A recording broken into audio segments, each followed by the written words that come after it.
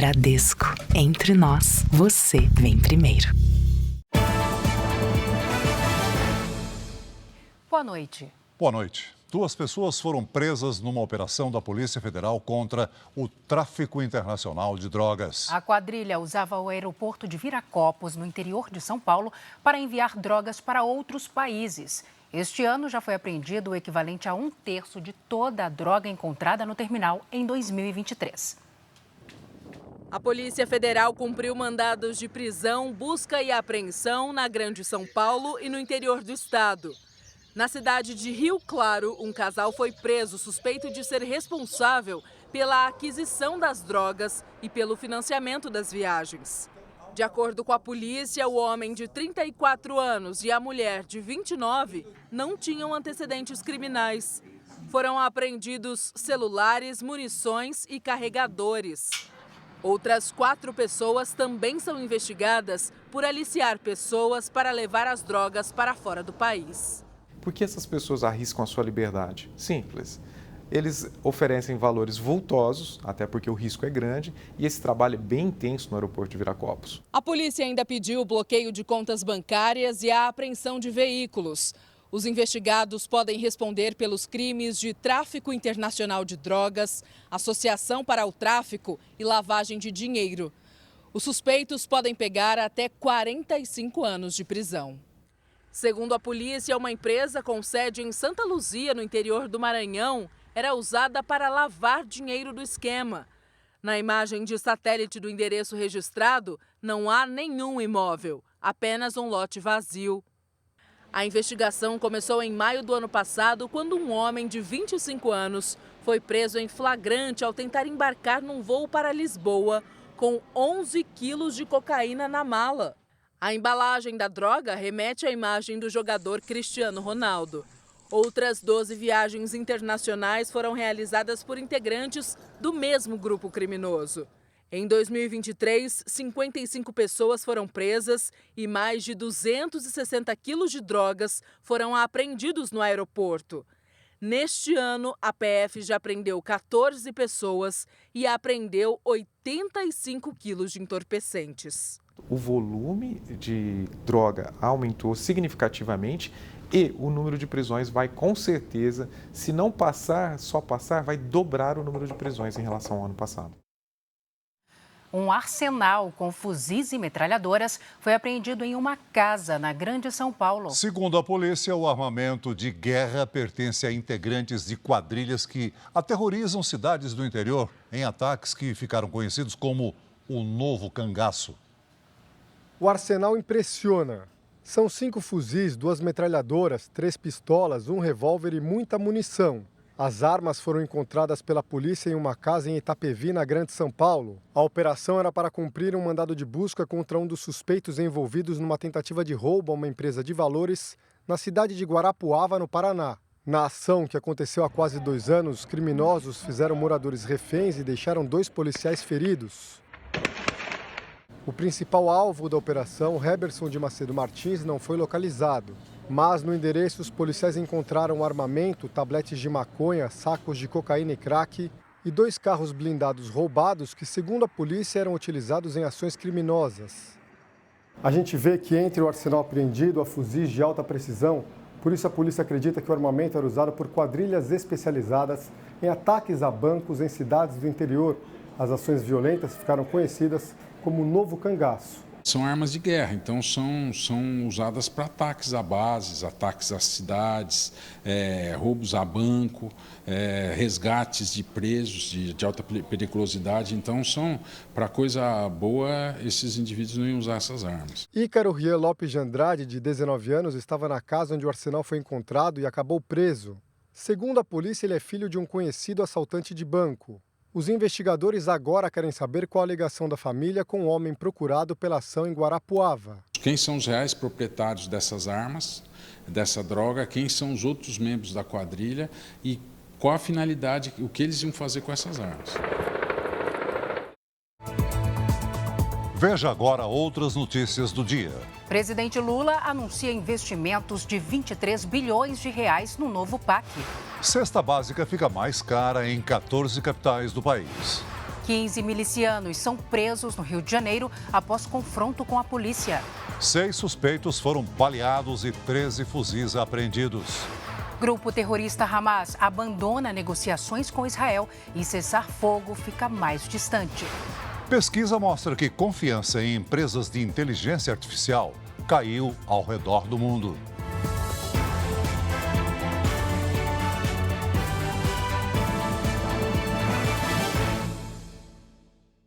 Oferecimento: Bradesco. Comprar online com cartão virtual é fácil.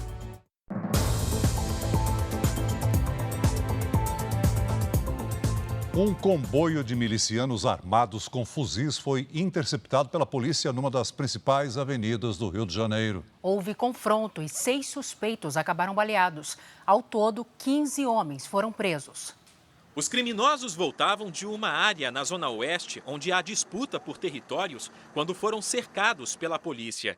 O grupo estava em 5 carros, um deles blindado, e atirou contra os agentes para tentar escapar. Na ação conjunta das polícias civil e militar e da Polícia Rodoviária Federal, a Avenida Brasil, uma das principais vias expressas do Rio de Janeiro, ficou interditada por cerca de 2 horas. Tá passando ninguém, mano. Tá ruim. Hoje é atraso, hein? Ao todo, 15 homens foram presos. A investigação aponta que o grupo faz parte da milícia de Rui Paulo Gonçalves Estevão, o Pipito, que assumiu o comando da organização criminosa depois que Luiz Antônio da Silva Braga, o Zinho, se entregou à Polícia Federal no fim do ano passado. Alguns dos criminosos vestiam fardas falsas de forças de segurança. Com os presos, também foram encontrados coletes balísticos, 13 fuzis, granadas, munição e carregadores. Desses 15, aproximadamente 5 são lideranças, ou como nós chamamos, que são puxadores de bonde, né? São aqueles homens que fomentam a guerra. Pessoas violentas, alguns deles investigados pela Divisão de Homicídios também, da capital e da Baixada Fluminense. Os milicianos começaram a ser monitorados pela polícia há 2 meses.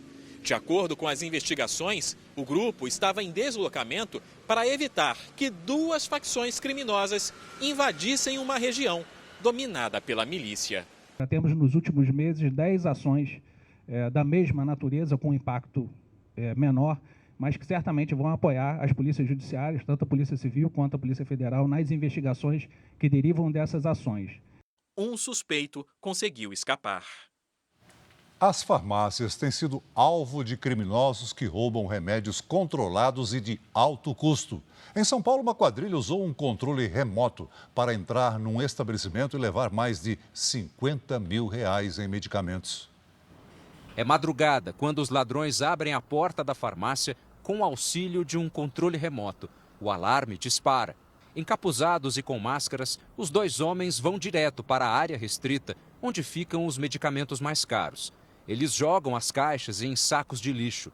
Com pressa, esvaziam as prateleiras. Em minutos, saem da farmácia na zona leste de São Paulo. Os criminosos levaram quase 1.300 caixas de remédios, um prejuízo de R$55 mil. Uma caixa só tem um que custa R$380. Parecia que tinha passado por uma guerra. Tudo no chão, destruído, pisoteado, prateleira vazia. O alto valor dos medicamentos e a possibilidade de serem vendidos de forma clandestina tem feito as farmácias alvo constante de criminosos. No ano passado foram 420 roubos, só aqui na capital paulista. Esta semana, 2 integrantes de uma quadrilha especializada neste tipo de crime foram presos. Segundo a polícia, um dos assaltantes foi pego com parte do que havia roubado pouco tempo antes. As quadrilhas tentam pegar a maior quantidade de produtos possível. Normalmente deixam um carro estacionado na porta. Às vezes têm até dificuldade de colocar todos os itens no veículo. No mês passado, criminosos que iam assaltar uma farmácia mataram o policial militar Anderson Valentim e a filha dele, Alicia. Os 2 estavam no estacionamento quando o policial reagiu. Os ladrões procuram principalmente por 2 medicamentos. Um contra diabetes, usado também no emagrecimento e vendido por mais de R$1.000. E o outro, indicado para o tratamento de déficit de atenção e hiperatividade, que custa cerca de R$500. Depois eles vendem para receptadores que depois os revendem na internet. São medicamentos caros, né? São medicamentos da moda, vamos dizer assim, e a intenção é inibindo o roubo, que tenha uma diminuição da oferta desses produtos roubados no mercado. No Rio de Janeiro, a Polícia Civil e o Ministério Público fizeram hoje uma operação para tentar prender o contraventor Bernardo Belo e integrantes do grupo comandado por ele. A investigação aponta que a organização criminosa usava empresas para lavar o dinheiro do jogo do bicho. O esquema teria movimentado cerca de 150 milhões de reais. Os agentes estiveram em endereços ligados a Bernardo Belo e a aliados do contraventor. Dos 8 alvos de prisão preventiva, 5 já estão na cadeia. Entre eles, o ex-cunhado dele, Alan Diego Aguiar, apontado como operador financeiro do esquema. As investigações apontam que o grupo utilizou pelo menos 6 empresas para lavar o dinheiro proveniente do jogo do bicho.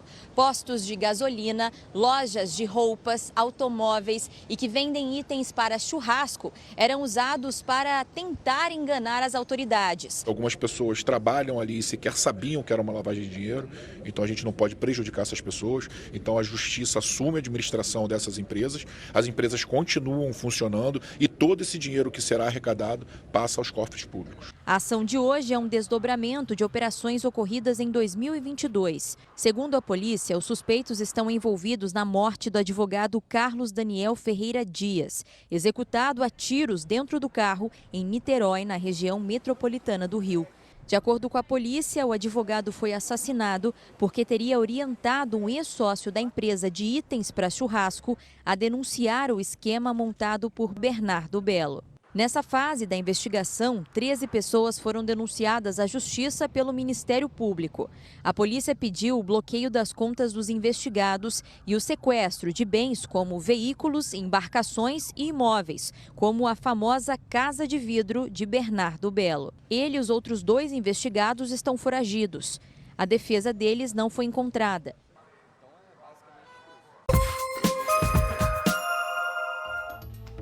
Um vídeo flagrou o momento em que a gangue da bicicleta rouba o celular de uma mulher na zona norte de São Paulo. Nas imagens é possível ver os 2 criminosos se preparando para agir. Após escolher a vítima, um deles puxa o celular e foge. Ninguém foi preso. Um levantamento do Fórum Brasileiro de Segurança Pública indica que mais de 10 mil mulheres foram vítimas de feminicídio no Brasil nos últimos 9 anos. A pesquisa aponta que somente em 2023, 1.463 vítimas foram mortas. Este é o maior número já registrado desde a criação da lei contra o feminicídio em 2015. 2 pessoas morreram após um caminhão guincho atingir um ônibus em Fortaleza. Segundo o Corpo de Bombeiros, o motorista do caminhão não conseguiu frear e atingiu o coletivo que estava parado. Outras 3 pessoas ficaram feridas. A Polícia Federal e a Controladoria Geral da União realizaram uma operação contra desvios de dinheiro destinados à saúde em São Gonçalo, município do Rio de Janeiro. Foram cumpridos 15 mandados de busca e apreensão. A estimativa é que o esquema tenha causado um prejuízo de mais de 10 milhões de reais em recursos públicos. A cesta básica subiu em 14 capitais brasileiras em fevereiro. O Rio de Janeiro tem a lista de produtos mais cara, R$ 832. Mesmo pesquisando bastante, tem muita coisa que é deixada para trás. Cada vez que a gente vem, a gente gasta mais e leva menos, né? No carrinho só entra o que for realmente essencial. É uma conta que a cada mês fica mais difícil de fechar. Vou no mercado e não gasto menos que R$ 700. O levantamento do Diese, divulgado hoje, mostrou que a cesta básica ficou mais cara em 14 das 17 capitais pesquisadas. Rio de Janeiro, São Paulo e Porto Alegre lideram a lista de locais com os preços mais altos. Encher o carrinho aqui em São Paulo ficou mais caro. Segundo a pesquisa, o preço de 11 dos 13 produtos da cesta básica subiu. O feijão, a batata e o arroz foram os que tiveram os maiores reajustes. Você tem uma tendência de alta dos alimentos, puxados principalmente por conta do clima. O Diese estimou que para suprir as despesas da família, um trabalhador deveria ganhar quase R$7 mil por mês.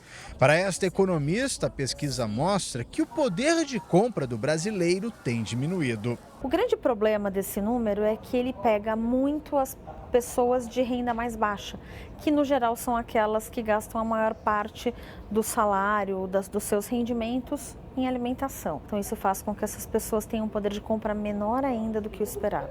Tem que escolher o que a gente vai levar, né? Levar tudo? Tudo não dá, não.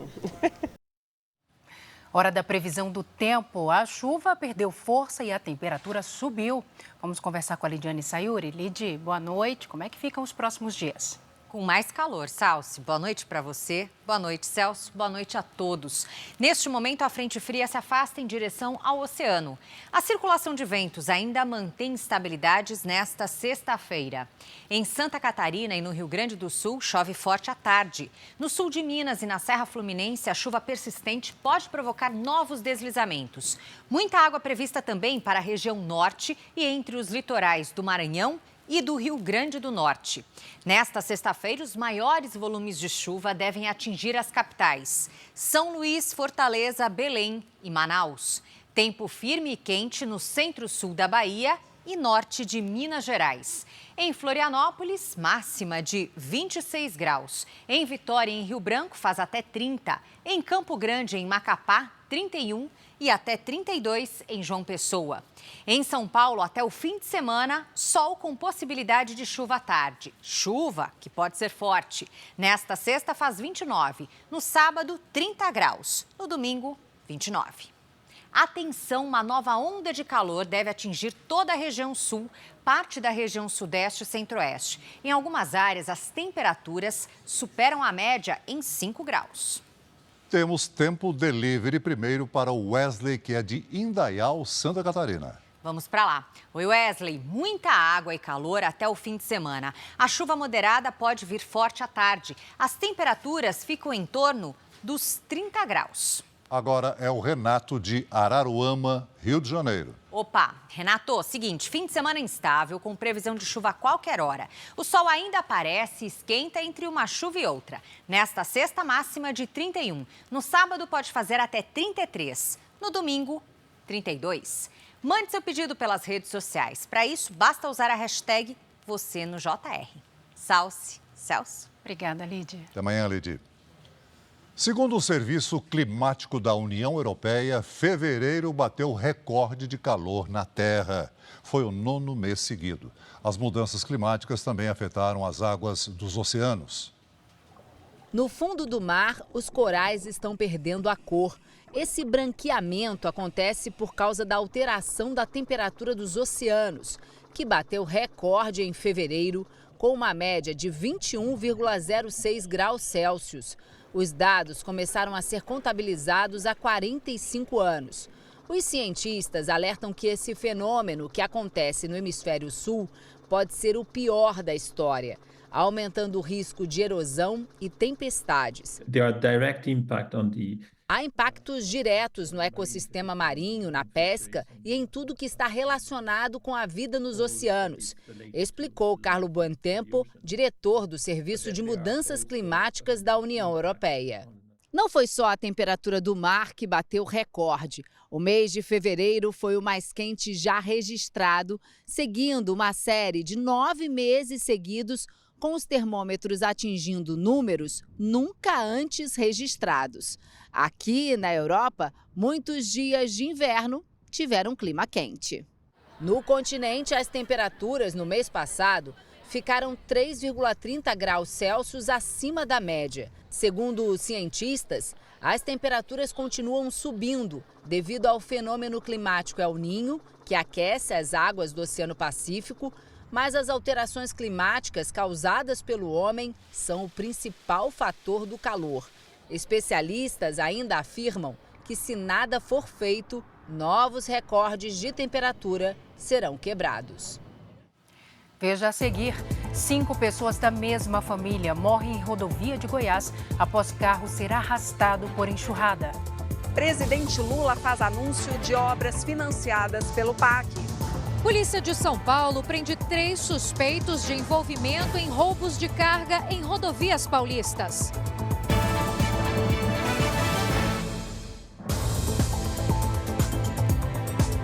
O presidente Lula anunciou hoje as obras que serão financiadas pelo Programa de Aceleração do Crescimento.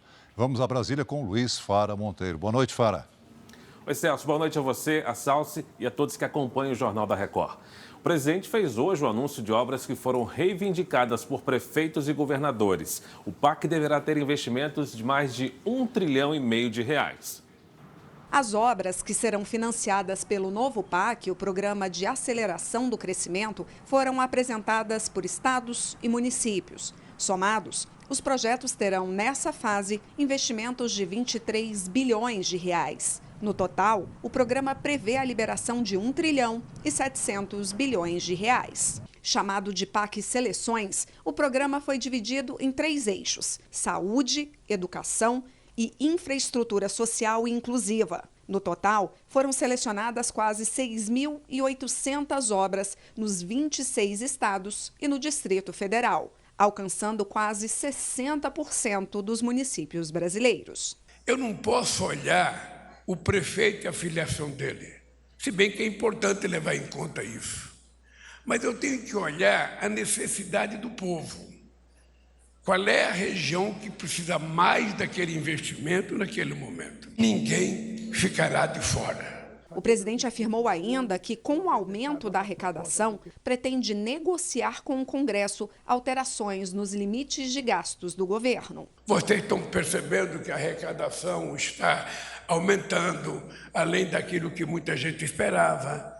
Lógico que nós temos um limite de gasto, que quando a gente tiver mais dinheiro, a gente vai ter que discutir com a Câmara e com o Senado esse limite de gasto, e vamos ter como é que a gente pode utilizar mais dinheiro para fazer mais benefício para o povo. À tarde, Lula se reuniu com o Conselho Nacional de Ciência e Tecnologia. Uma das pautas do encontro é o impacto negativo da inteligência artificial no mercado de trabalho. Lula cobrou que o grupo apresente propostas reais para serem colocadas em prática. Faça uma proposta de alguma coisa que seja factível, de alguma coisa que possa ser executável, de alguma coisa que o Brasil possa se apresentar ao mundo dizendo: nós temos uma política de inteligência artificial genuinamente guarani, uma inteligência nossa. O presidente Lula também está de olho na Câmara dos Deputados.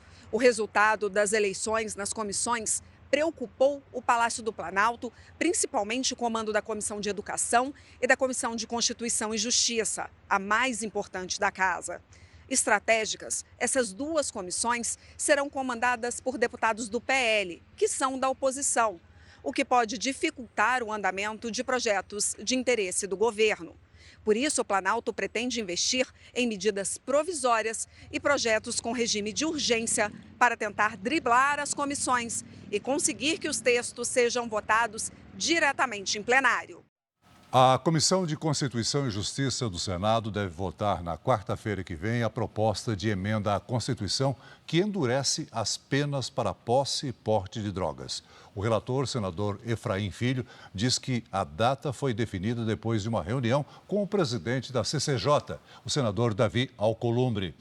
A proposta define que portar qualquer quantidade de droga é crime.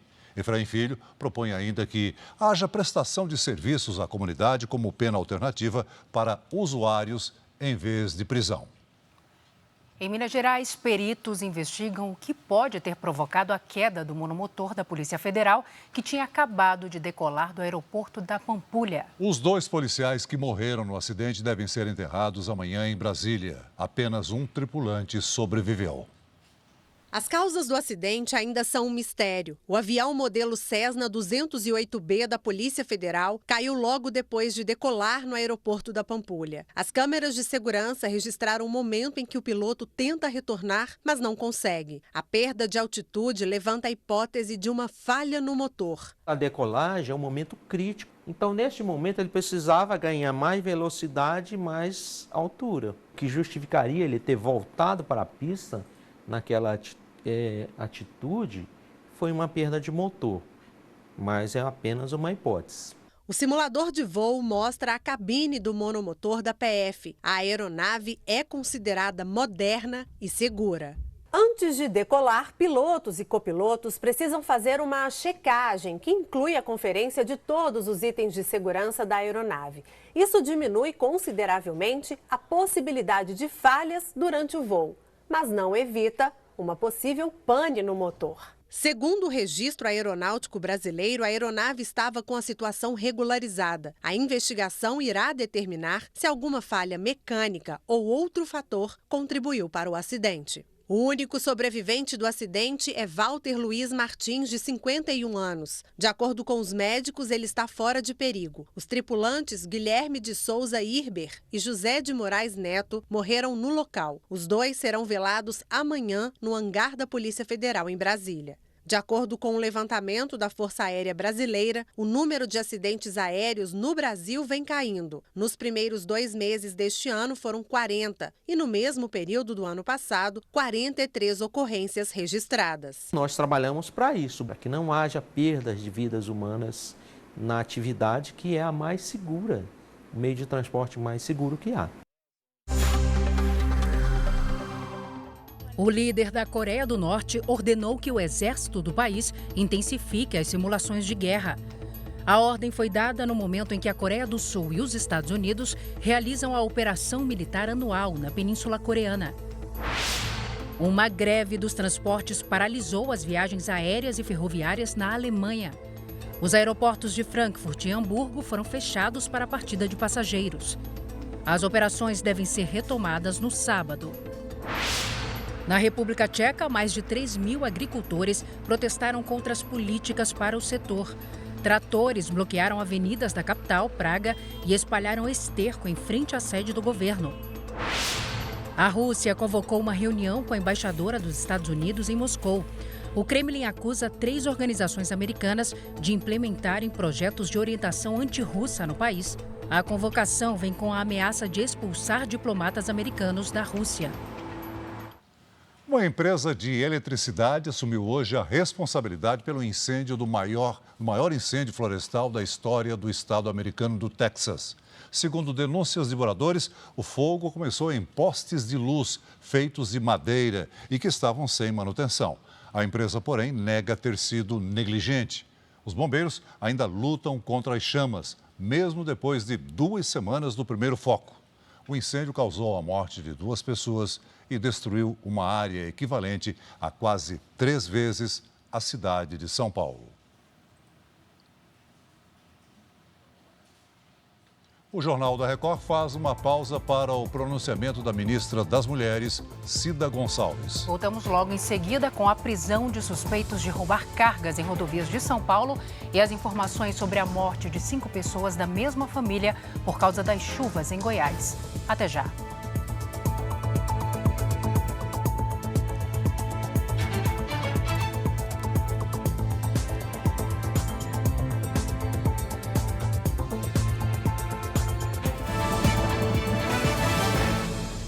Uma ação conjunta das polícias civil e federal prendeu hoje 3 suspeitos de praticar roubos de carga em São Paulo. No ano passado, foram registradas mais de 6.000 ocorrências no estado.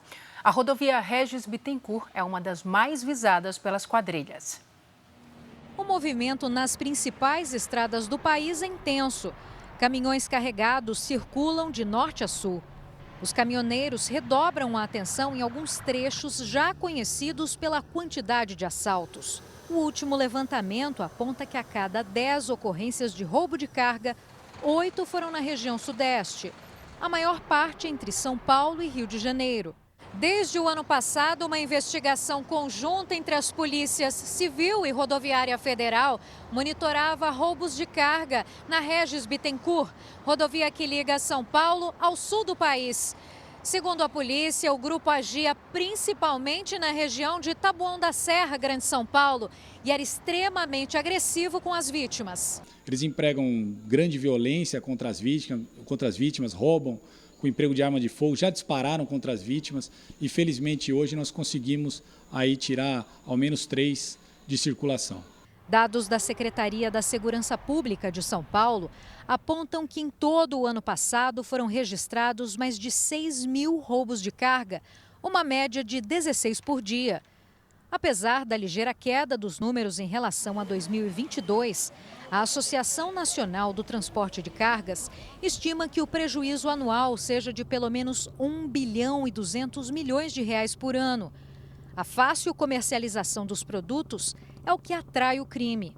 Só há roubo porque há quem recebe, quem vai distribuir essa carga, senão não haveria por que roubar. A principal preocupação das transportadoras, transporte de carga em geral, é fazer com que o transporte seja mais seguro. Mesmo já tendo vivido esse pesadelo ao longo dos 30 anos como motorista, José enfrenta as estradas todos os dias.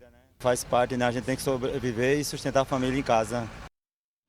A Polícia Rodoviária Federal prendeu 4 criminosos que pretendiam assaltar um caminhão dos Correios, em Goiás. 2 ladrões foram encontrados enquanto vasculhavam a carga para escolher os produtos que queriam roubar. O flagrante foi feito por policiais durante uma abordagem a um caminhão dos Correios. Bora, perdeu! Devagar aí, pisa aí, devagar, pode vir tranquilo. Tranquilo, já perdeu, pode vir tranquilo. Já perdeu. Deixa eu ver a mão! O veículo estava parado de madrugada na BR-153 em Goiás. Ao abordar o motorista e conversar, os policiais perceberam que ele estava trêmulo e dando informações bastante contraditórias. Ouviram um barulho no interior do carro. Pediram para o motorista abrir. Ele se negou, dizendo que o carro estava com as portas lacradas. Os policiais atestaram que não estava. Ao todo, 4 homens foram presos. 2 que estavam na carroceria separando os produtos, o motorista do caminhão e um outro motorista que dava suporte aos criminosos num carro de passeio. O caminhão saiu de São Paulo com destino a Goiânia. O veículo pertence a uma empresa terceirizada que presta serviços para os Correios. Os presos e o caminhão foram levados para a Superintendência da Polícia Federal em Goiânia. O motorista do carro que daria apoio aos criminosos tem passagens por porte ilegal de arma de fogo. A polícia investiga se os 4 homens fazem parte de uma organização criminosa. Os Correios disseram em nota que acompanham o caso para tomar as medidas cabíveis. Disse ainda que prioriza investimentos em ações preventivas para combater a ocorrência de delitos. 5 pessoas da mesma família morreram após um trecho de uma rodovia no interior de Goiás se romper por causa das chuvas. O repórter Tiago Nolasco tem as informações para a gente. Oi, Nolasco. Oi, Salsi. Boa noite para você, para o Celso e para todos. O veículo da família estava aqui na GO 110, em Iaciara, a cerca de 300 quilômetros de Brasília. A pista ficou totalmente destruída. Segundo testemunhas, o motorista foi surpreendido, não viu o buraco e caiu na cratera. O sistema de drenagem da pista não teria suportado o alto volume de água. O veículo foi arrastado pela correnteza, encontrado a cerca de 300 metros do local. Os corpos de 2 vítimas estavam a 1 quilômetro do ponto do rompimento da estrada. Outros 2 ficaram presos nas ferragens do carro e o 5º corpo só foi localizado no início da noite, quando o nível da água baixou. Os mortos têm entre 21 e 73 anos, são 2 irmãos, o pai deles e também a avó. O trecho aqui da GO 110 continua interditado, os motoristas estão usando rotas alternativas. Autoridades já começaram o trabalho de reconstrução da pista e está prevista mais chuva para a região nos próximos dias. É com vocês aí em São Paulo. Obrigada, Nolasco. Veja a seguir, o presidente americano Joe Biden deve anunciar construção de porto temporário para fornecer ajuda humanitária em Gaza. Delegação do grupo terrorista Hamas deixa o Egito, onde participava das tentativas de trégua com Israel. As conversas devem ser retomadas na semana que vem. Pesquisa mostra que a população confia cada vez menos na tecnologia de inteligência artificial.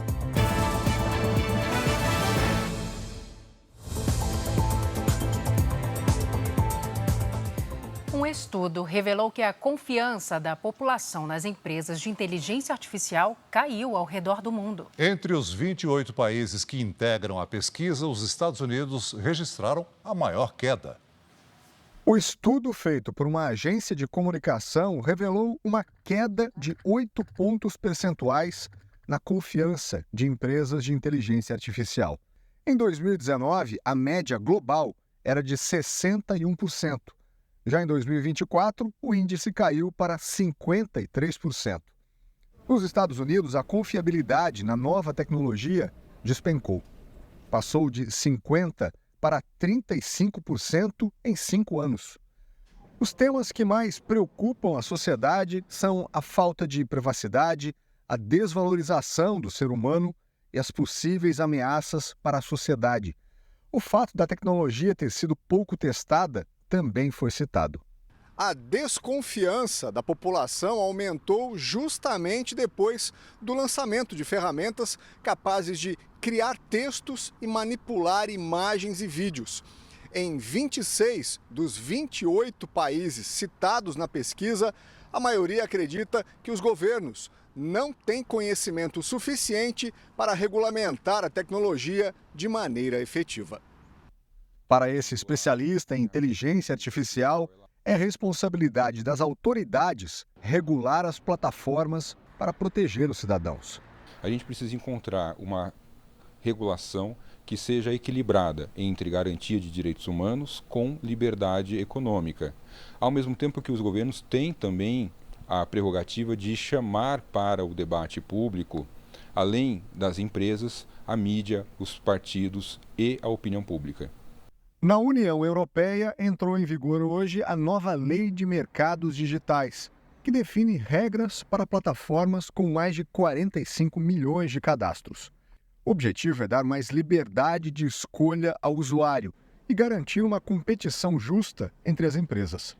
Na prática, as gigantes de tecnologia não podem bloquear navegadores, lojas online ou o envio de mensagens entre aplicativos diferentes. As medidas devem atingir Apple, Google, Amazon, TikTok, Microsoft e Meta, dona do Instagram, do Facebook e do WhatsApp.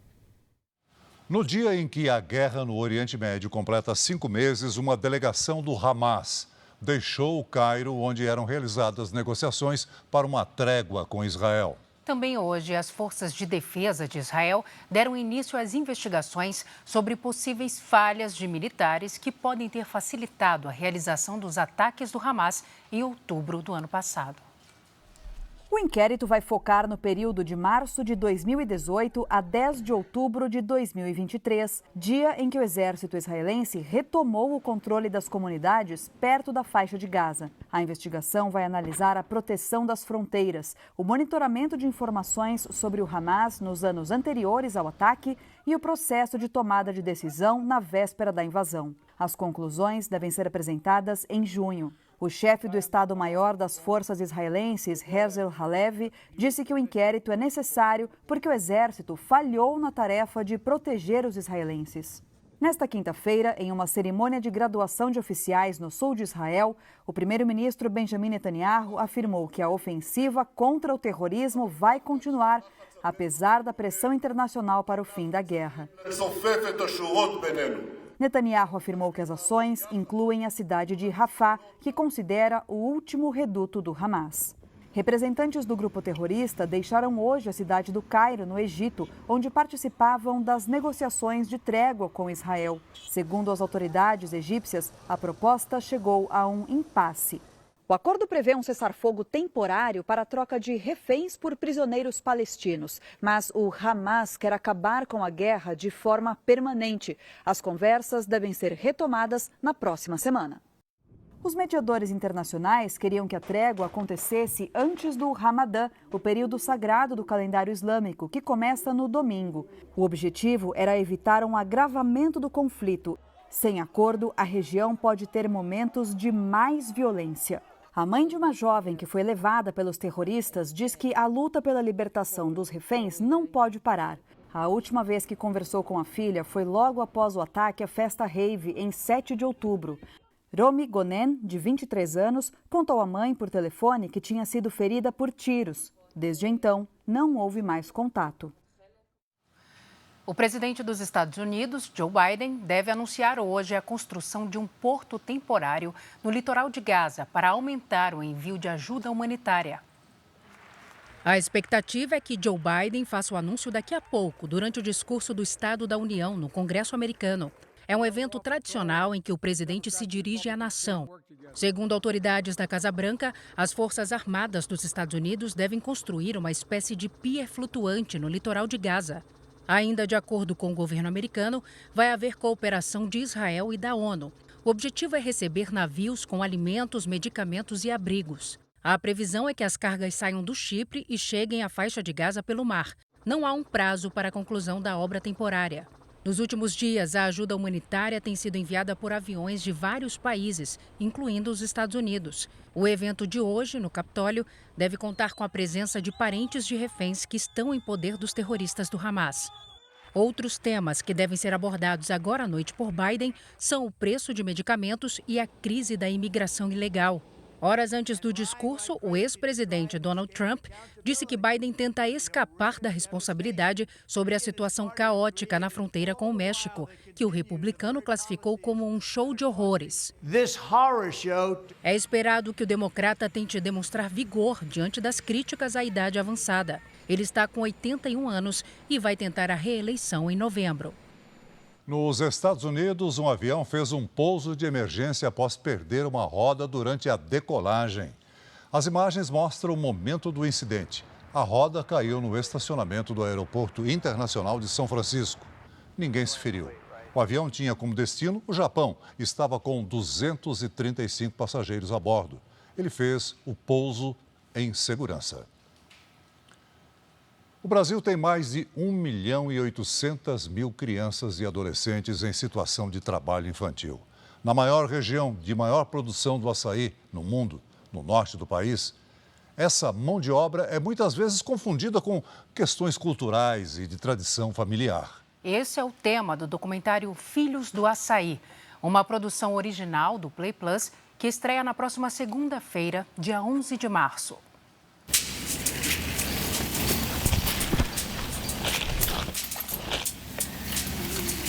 Um trabalho passado de geração em geração, feito por quem deveria estar na escola.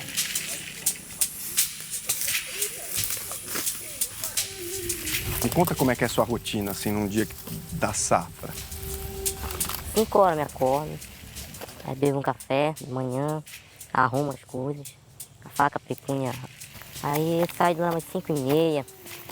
Aí quando tá amanhecendo o dia, no prazo de 6 horas, eu acho, começa a apanhar no açaí.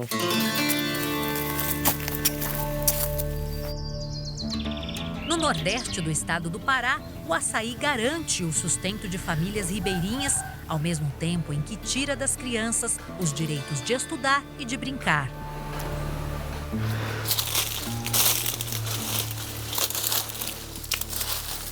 Todo dia eu quero ajudar a mamãe. Todo dia você quer ajudar a mamãe? Porque às vezes nós não tem nada para comer. O trabalho infantil nas plantações de açaí é o tema do mais novo documentário do Play Plus. Você sobe em muitas árvores? Quantas você sobe no dia? Um dia eu acho que eu já subo numas 30. Um olhar sensível para o drama de crianças e adolescentes que se dedicam a uma das atividades consideradas mais perigosas no Brasil.